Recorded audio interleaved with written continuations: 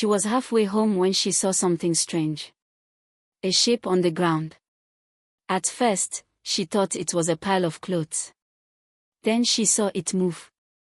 Aisha stopped walking. Her heart began to beat fast. She took one careful step closer. The shape was a man. He lay on his side near the gutter, his body twisted awkwardly. His shirt was torn. His face was swollen. Blood had dried on his forehead and lips. One eye was almost closed. Aisha gasped softly. "Oh God," she whispered. She looked around quickly. The street was almost empty. No police. No crowd. No help. Aisha finished work late that night. Her back ached. Her hands smelled of detergent and dirty water. Her feet burned inside her worn slippers. She had spent the whole day cleaning offices that did not belong to her, wiping glass tables she would never sit at, sweeping floors that would never know her name. That was her life. She was a cleaner in a big office building in the heart of the city. Every morning, she arrived before sunrise. Every night, she left when the lights were going out. People passed her every day without seeing her. To them, she was just part of the building, like the mop, like the bucket, like the dustbin. Aisha did not complain. Complaining did not change anything. She tightened her scarf and stepped out into the street. The city was quieter than usual. Not silent, but tired. Street lights flickered. A few buses passed slowly. Somewhere, a radio played faint music. The air smelled of smoke and rain. Aisha began the long walk home. She lived far from the city center, in a crowded area where houses leaned against each other like tired friends. The road was rough, broken in many places. She knew every crack, every dark corner. She was halfway home when she saw something strange. A shape on the ground. At first, she thought it was a pile of clothes. Then she saw it move. Aisha stopped walking. Her heart began to beat fast. She took one careful step closer. The shape was a man.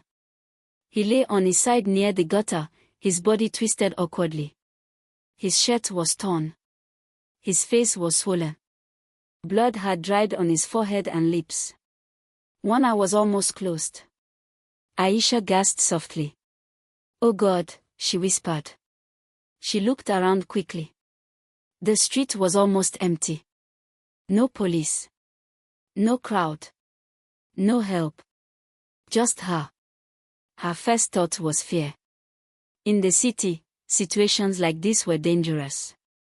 A man beaten like this could mean trouble. Robbery. Gang fight. Kidnapping.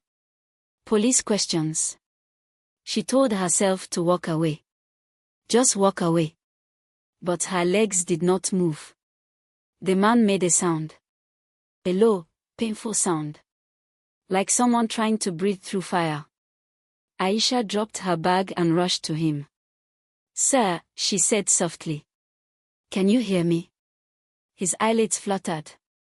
Slowly, painfully, he opened his eyes. They were dark.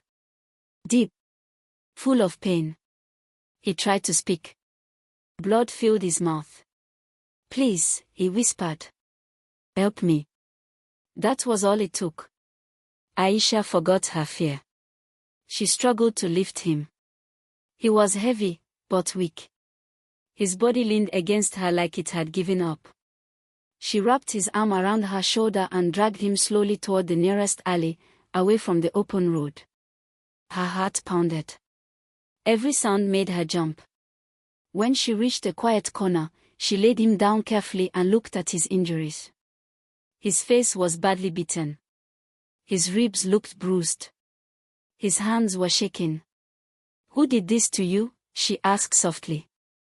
He closed his eyes. "They took everything," he said weakly. "They left me to die." Tears filled Aisha's eyes. She had no money. No phone credit. No one to call. But she had a room. A very small room. She made a decision that would change her life. Aisha lived in a single room behind a closed shop. No fan. No fridge. Just a mattress, a small table, and a gas burner. It was not much, but it was shelter. Getting the man there was not easy. She stopped a passing tricycle and begged the driver. She paid him almost all the money she had. The driver complained, but when he saw the man's condition, he agreed. When they arrived, Aisha helped carry him inside. She cleaned his wounds with warm water. She tore an old wrapper to bandage his head. She fed him pap slowly, one spoon at a time. He winced with every movement. "I'm sorry," she kept saying. "No," he replied weakly. "Thank you." His voice was calm, educated, even in pain. Aisha noticed that this man was not ordinary. The fever came that night. The man shook violently. His skin burned. He muttered words Aisha could not understand. Names. Numbers. Anger. Fear. Aisha stayed awake. She wiped his body with a wet cloth. She prayed quietly. She whispered encouragement even when he could not hear. "Please don't die," she said again and again. She had seen death before. She did not want to see it again. By morning, the fever reduced. The man opened his eyes slowly. He looked around, confused. "Where am I?" he asked. "My room," Aisha replied gently. "You're safe." He tried to sit up. Pain stopped him. He groaned. "Please," she said quickly. "Don't move yet." He looked at her properly for the first time. She was tired. Her eyes were red. Her scarf was loose. Her hands were rough from work. But her face was kind. "What is your name?" he asked. "Aisha." He nodded slowly. "I'm Daniel." Aisha smiled faintly. "Thank you," Daniel said. "You saved my life." She shook her head. Anyone would have helped. Daniel did not believe that. Days passed. Aisha went to work during the day and rushed home every evening. She spent her little money on food and medicine. She cooked soup. She fed Daniel carefully. She helped him walk slowly when he became stronger. They talked. Not about money. Not about status. Just about life. Daniel asked about her work. Her childhood. Her dreams. She told him she wanted a better life. A small shop. Peace. She asked him about his life. He avoided details. "I have a complicated family," he said quietly. Aisha did not push. She was not the type to ask too many questions. But she noticed things. Daniel spoke well. He had scars on his wrist like someone who once wore expensive watches. His hands were clean, not the hands of a poor man. One evening, while she cleaned his wound, their hands touched. They froze. For a moment, neither moved. Something passed between them. Elsewhere in the city, a storm was rising. A powerful man had not slept in days. His son was missing. Cars searched every street. Money moved. Threats were made. Promises were broken. The city whispered. But Aisha knew nothing of that. She only knew the man in her room was alive because she did not walk away. And Daniel knew something else. For the first time in his life, someone cared for him without knowing who he was. And that thought scared him more than the men who tried to kill him. Daniel lay awake that night, staring at the cracked ceiling above Aisha's mattress. The room was quiet, except for the distant sound of traffic and the soft breathing of the woman asleep on the floor beside him. Aisha had insisted on sleeping there, saying she needed to be close in case he needed anything. Daniel had not argued. He had not slept much since the night he was attacked, but this night was different. This night, sleep refused to come at all. His mind was heavy. For the first time in many years, he felt something he did not understand. Guilt. Aisha had no idea who he was. She did not know his last name. She did not know the kind of house he grew up in. She did not know how many people worked for his family, or how many cars his father owned, or how much money was already being spent to find him. She only knew him as Daniel, a broken man she found on the street. And that scared him. The next morning, Aisha woke early, as always. She moved quietly so she would not disturb him. She boiled water, warmed leftover soup, and placed everything neatly on the small table. Daniel watched her. The way she moved was gentle, careful. Like someone who had learned to survive without noise. Without drawing attention. "You should still be resting," she said when she noticed he was awake.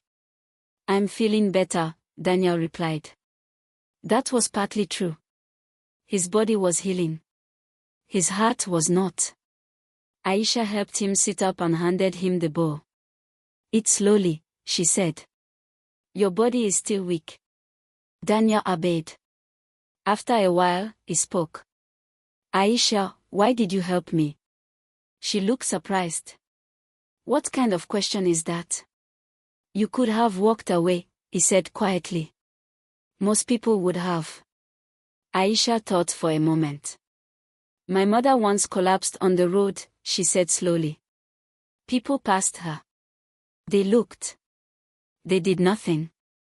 She died there. Daniel's chest tightened. "I told myself I would never be like those people," she continued. "That is all." Daniel said nothing. He could not. Later that day, Aisha went to work. Daniel was alone for the first time in days. He stood up slowly and walked around the small room. Everything there spoke of struggle. The worn mattress. The cracked mirror. The empty cupboard. And yet, this place had given him something he had not felt in years. Peace. That peace was about to end. Across the city, the search had reached a breaking point. The billionaire, Chief Adewale Bello, sat in his private office, his face hard and tired. His suit was expensive. His watch was worth more than most houses. None of it mattered. "Still nothing?" he asked. The men standing before him shook their heads. "Sir, we have searched hospitals, police stations, and private clinics," one said. "We have spoken to street informants. No one has seen him." Chief Bello clenched his fist. "They beat my son and left him like an animal," he said. "And you are telling me no one knows anything?" The room fell silent. "Find him," he said slowly. "Alive or dead. I don't care how much it cost." Everyone knew what that meant. That evening, Aisha returned home later than usual. She looked tired, but she smiled when she saw Daniel sitting up by himself. "You worked today," she said, surprised. "Yes," Daniel replied. "I didn't want to be useless." She laughed softly. "You are not useless." Their eyes met. Something unspoken passed between them. Dinner that night was quiet. Daniel watched Aisha carefully. The way she ate little and saved the rest. The way she avoided talking about money. "Aisha," he said suddenly. "What would you do if your life changed overnight?" She paused. "Changed how?" "If you suddenly had more," he said carefully. She smiled sadly. "I don't think about things like that. When you think too much about a better life, your present life becomes painful." Daniel felt a sharp ache in his chest. He wanted to tell her everything. He did not. Not yet. The next few days passed quickly. Daniel became stronger. He could walk without support. He helped with small chores. He fixed the broken chair. He cleaned the room while Aisha was at work. Neighbors began to notice him. "Who is that man?" they asked Aisha. "A relative," she replied simply. But rumors started. Some said he was her husband. Others said he was a criminal hiding from the police. Aisha ignored them. Daniel did not. You are putting yourself at risk, he told her one evening. People are talking. I'm used to people talking, she replied. Daniel sighed. That night, the danger found them. It started with a knock. Loud. Aggressive. Aisha froze. Daniel's heart dropped. Who is that? She whispered. I don't know, Daniel replied, already standing. Another knock. Harder. Open the door. Aisha's hands shook. Daniel stepped forward. Stay behind me, he said. When he opened the door, 3 men stood outside. They did not look like neighbors. They looked like hunters. One of them stared at Daniel closely. There you are, the man said. Aisha gasped. What is going on? She asked. Daniel felt the moment collapse around him. The man spoke again. Your father has been looking for you everywhere. Aisha's word tilted. Father, she whispered. Daniel closed his eyes. The truth had arrived. The men did not force him. They did not need to. Daniel turned to Aisha. I'm sorry, he said softly. For what? She asked, tears already in her eyes. For lying. Minutes later, expensive cars filled the narrow street. Neighbors gathered. Phones came out. Whispers spread like fire. Then the billionaire stepped out. Chief Bello walked slowly toward the small room, his eyes locked on his son. Daniel, he said. Daniel nodded.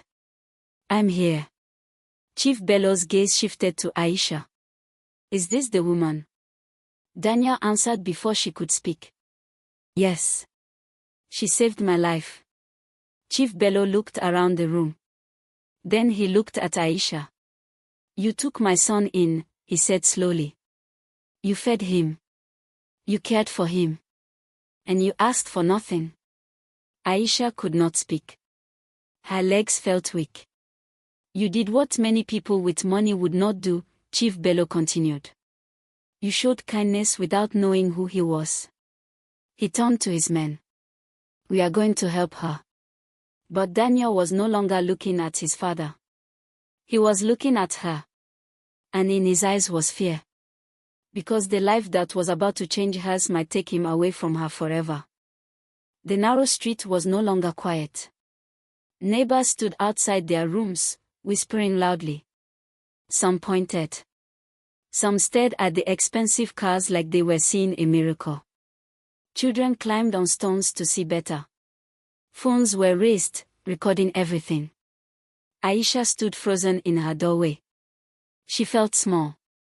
Very small. Chief Adewale Bello stepped closer to her. His presence filled the tiny space.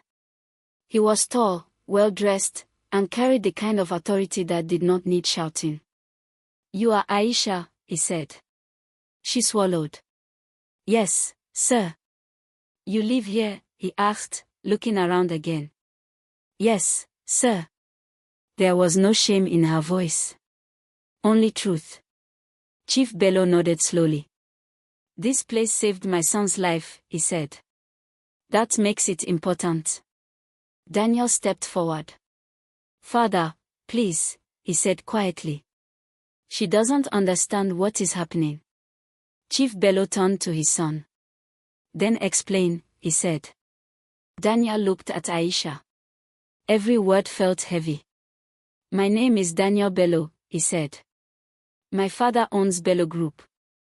The companies. The banks. The estates. Aisha's knees almost gave way. She grabbed the door frame to steady herself. Bello. That Bello. The name she heard on the radio. On billboards. In stories people told about power and money. Her heart raced. So, you are, she began. I am his son, Daniel finished. Silence fell between them. Aisha's eyes filled with tears. Not of joy. Not of anger. Of confusion. I didn't know, she whispered. I know, Daniel said softly. That's why I stayed. Chief Bello cleared his throat. We will talk inside, he said. This is not a place for private matters. One of the men opened a car door. Aisha, Chief Bello said, you are coming with us. Fear shot through her. I didn't do anything wrong, she said quickly. Daniel turned sharply. She didn't, he said firmly. She helped me. Chief Bello raised his hand. I know, he said. That is why she is coming. Aisha hesitated. Then Daniel held her hand. Please, he said. Trust me. She nodded slowly. The car ride felt unreal. Aisha had never sat in a car like that before. The seats were soft. The windows dark. The air smelled clean and cold. She sat quietly, hands folded tightly in her lap. Daniel watched her. She looked lost. And he felt responsible. When they arrived, Aisha thought they had reached a hotel. Tall gates opened silently. The compound was wide and bright. Flowers lined the driveway. Security men stood still like statues. This is my home, Daniel said. Aisha could not speak. Inside, the house felt bigger than her whole street. Marble floors. High ceilings. Paintings. Silence. She followed Daniel carefully, afraid to touch anything. Chief Bello stopped and turned to her. Sit, he said.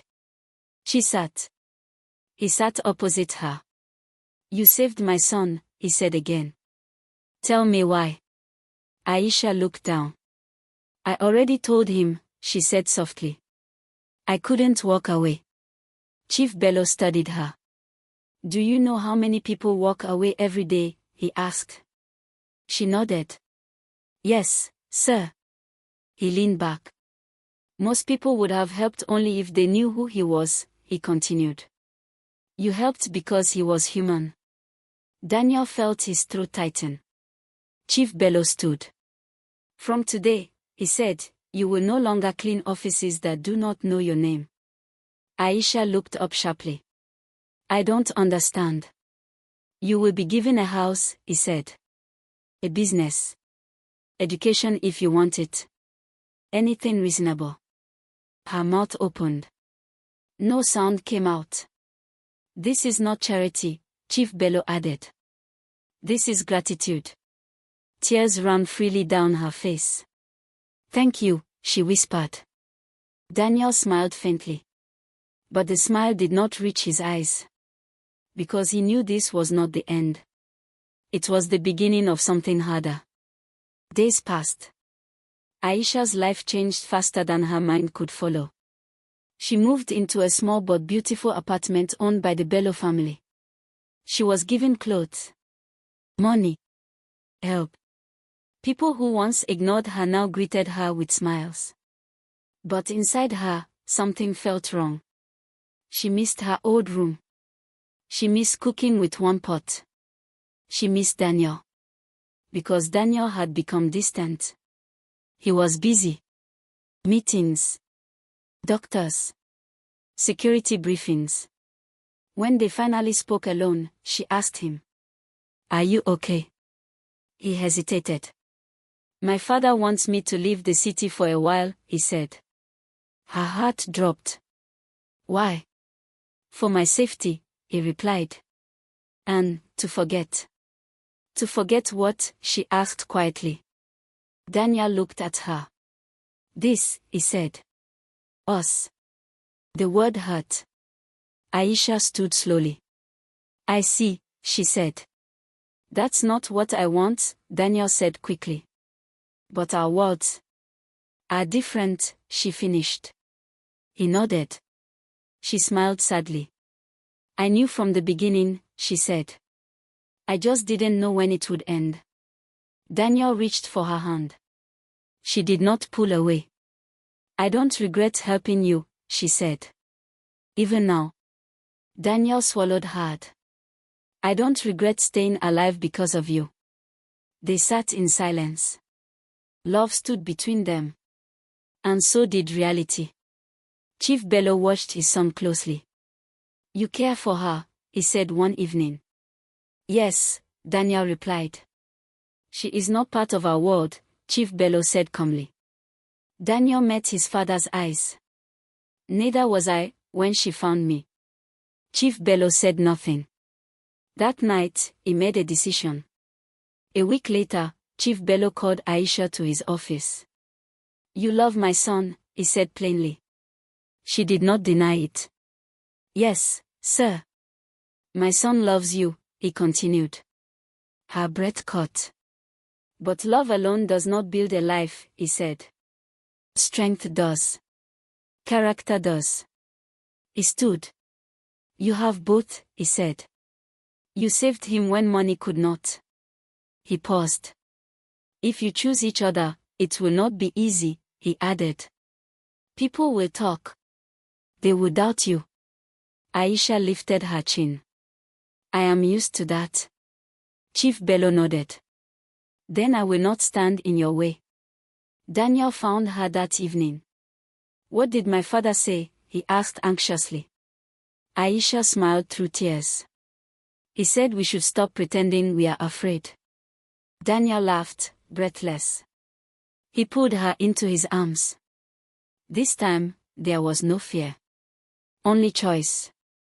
The city talked for months. About the billionaire's son. About the cleaner who saved him. Some said it was a lie. Some said it was a fairy tale. But Aisha knew the truth. She had found a broken man on the street. She had given him food, care, and kindness. And in return, life had given her something greater than money. Love.